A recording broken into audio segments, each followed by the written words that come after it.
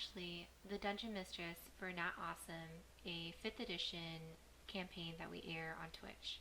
Today I'm going to take you through a short tutorial on how to take the houses off of the preloaded square terrain that come in the Towns and Cities pack.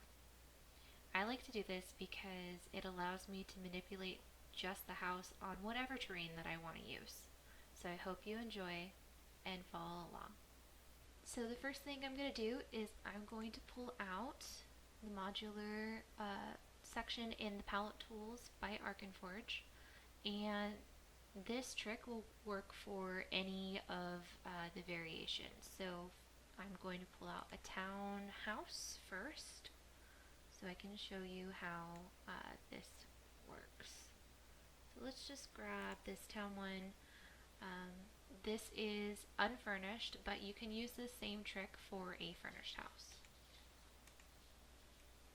Alright, so the house loaded in first, and you can see the square terrain around it, and we're going to get rid of that first. So you can see that by clicking on it, it does not pop up the cogwheel.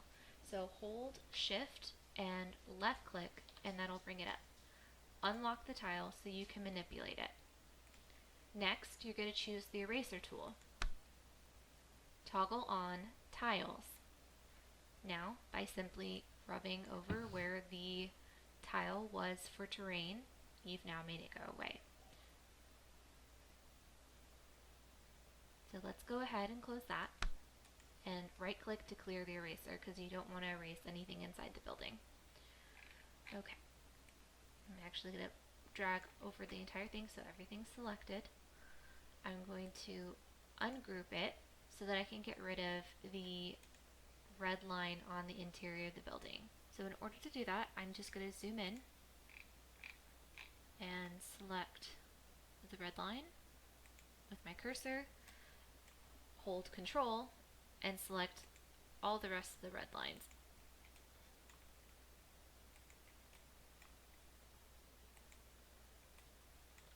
Now I'm just going to hit delete, and that'll remove them all. Oops, except for I missed one.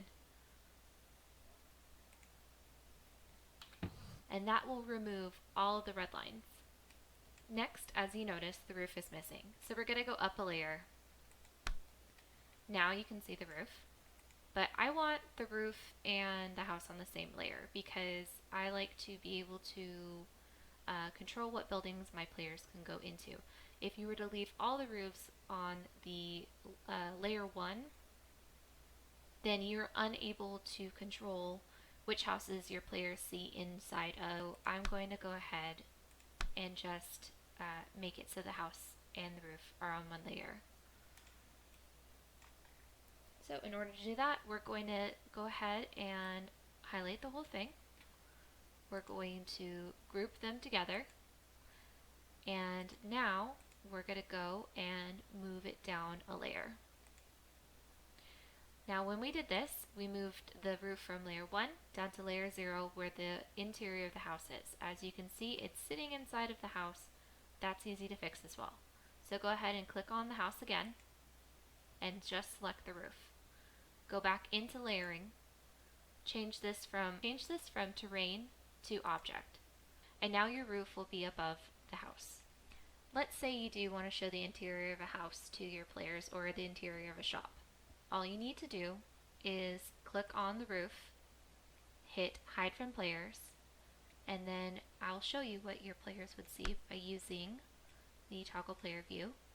If you hit this button, now you'll be able to see what your players would see, which is the roof hidden. Now if you want the roof to reappear, you just select the hide from player view again, and this disables it, showing that your players now cannot see inside the building.